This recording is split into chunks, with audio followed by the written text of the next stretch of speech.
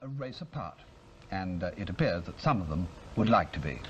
Panorama sent one of its middle-aged reporters, 33-year-old Richard Kershaw, to investigate. Who and what are the beautiful people, the hippies? Are they just a section of the young, dressed up in a lot of gear, having fun? Their connection with the world of pop music might suggest this. Or are they, as some like to think, moral and social rebels, opting out of society, widening the generation gap to an unbridgeable gulf? Are they a movement, or a mood, just a feeling in the head? Are they just another American import? They certainly exist, whether movement or gimmick, as was proved when they collected here at Alexandra Palace nearly 8,000 supporters a few weeks ago. The hippie movement might have been ignored, like their predecessors, the beatniks, but for one thing, the drugs issue, and their belief that there should be freedom for those who want to take the so-called soft, consciousness-expanding drugs. It's the only thing on which hippie slogans are specific rather than general. We've just been told by the fuzz that we can't use our loudspeaking equipment. You don't need to worry about that, because this is not a rally, it's a picnic. And we're not going to have lots of speeches. We're going to have lots of poets and lots of musicians. On drugs, generalities are hardened into a direct conflict with the law. It's the one issue on which hippies are combined, but also on which society combines most solidly against their belief in free expression. The police won't let us use the microphones because they don't want you to hear what we're saying. They don't want you to know what your rights are when you're arrested.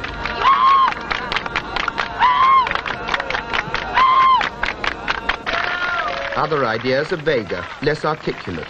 There's an earnest but superficial interest in the East, in Oriental religions and mysticism. The new Marco Polo is the American poet Allen Ginsberg.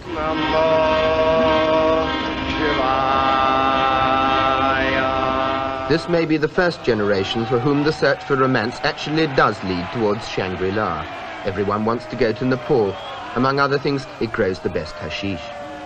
But when the law intervenes, then is the time to do battle, with flowers. The phrase, flower power, is taken literally. If this is a revolution, its slogan is, make love, not war, and its weapons are carnations and Sweet William. The beautiful people's clothes are distinctive.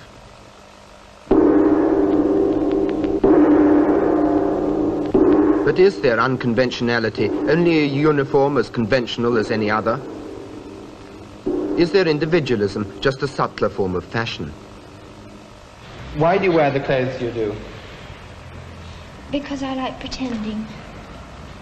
Pretending what? Well, if I'm dressed like this, I think I'm a fairy princess, but sometimes I think I'm a ton-up kid or a cowboy or something like that, you know. What do you mean by a beautiful being? This, feeling beautiful or being good or being what? What do you mean by projecting beauty? What you feel beautiful. I mean, Being I loved. feel beautiful most of the time anyway. So do a lot of my friends. I realise not everybody does. That's why they have to groove around in sort of black and white. And that's the whole of their lives. That's their whole scene, black and white, you know. Well, I like to remain aloof, really, and in dressing up in a sort of pretty and sexy and beautiful way. I hope that people react to me in a sort of happy way rather than getting personally involved with any sort of hang-ups I might have. And I've forgotten honestly entirely what I was trying to think about. But are you consciously making yourself pretty when you dress? I think you're dressed very prettily, but are you trying to be pretty? Yes, and mainly sexy. There's less real dropping out of society in Britain than in America. Britain is still a more integrated society, and its hippies come from every class. Some drop out for the weekend to stately homes. Do you think that people, that you, the same as everybody else walking around greyly in the streets as you might regard them, just the same people with a lot of gear on top, are you different? Mark? I hope so, certainly. In what way are you different? Different from them? We're turned on and stuff. And they're not, are they? For there to be peace in the whole world, there must be peace in each individual person, and that's why they're one's searching hard inside, and perhaps when you are searching hard inside, you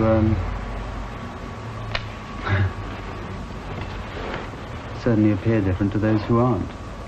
But is flower power, are these ideas really important? Isn't it more important how these people live, their interest in pop, in things visual, in the present? Sue, do you find it difficult to make contact with the elder generation, with your parents? Can you explain yourself at all, what you're about?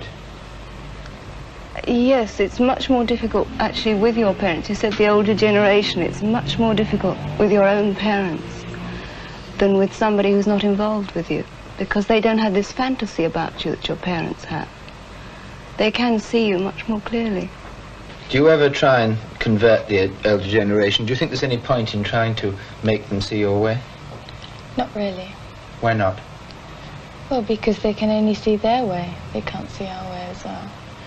It seems to me that people consume things, and this, the whole of life is now consumption, that people do this in their personal relationships and love affairs too. Do you think that this is what happens? I think now that people aren't sort of bound by things like marriage, so you get much more sort of real relationships with people. People don't have this incredible possession thing about each other. You just can't possess another person. My boyfriend, my girlfriend, it's all gone. My husband. But does this mean that people move around and lead what other people might think are loose lives?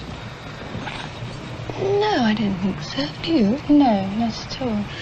But if nothing is permanent and nobody possesses anybody, what does it mean? It means you have purely sexual affairs with people? Can you still love people? No, wow. No, that's ridiculous. I mean, you could have an affair with somebody that could... I mean, you can't tell how long it's going to go on. But just let it go the way it goes. You've got a child? Yes. And are you happy for your child just to be as it grows up too? Oh, yes. I want her to. And there's nothing particularly you want for the child? I want her to be happy. Do you not think that... Can I come back to love? I didn't want to say sex. I don't want to call it... To people's love lives. Do you think that if people move about in the way that you implied and consume each other, do you think that they are not bound to be hurting each other by that? No. Because they have the same attitudes. What do you think? I don't know anything about love. You don't know anything about love? No. You've never been in love with anybody? No. Well, when you are in love with somebody, don't you hope it'll go on forever? I don't think I could ever love anybody for long enough to go on forever. There's so many people to love. I mean, you can't just love exclusively one person and love them. But when you get... You're both beautiful and young girls. When you get older, isn't it a rather grim prospect? When here you are, colourful and young, and you look at the grey people who you can't break through to, the older generation. But when you're the older generation, don't you begin to want some permanences? You're assuming that all we are is the clothes we wear and the way we look. I mean, that's the least important thing about any of us. That's just decorations and paraphernalia. Because of what's underneath, I think we'll be happy. Because there is something underneath. We don't need a convention of clothes, a convention of anything. It's all changing. Because the underneath is constant. And what sort of world do you think this is going to produce? Very beautiful world. Very beautiful world.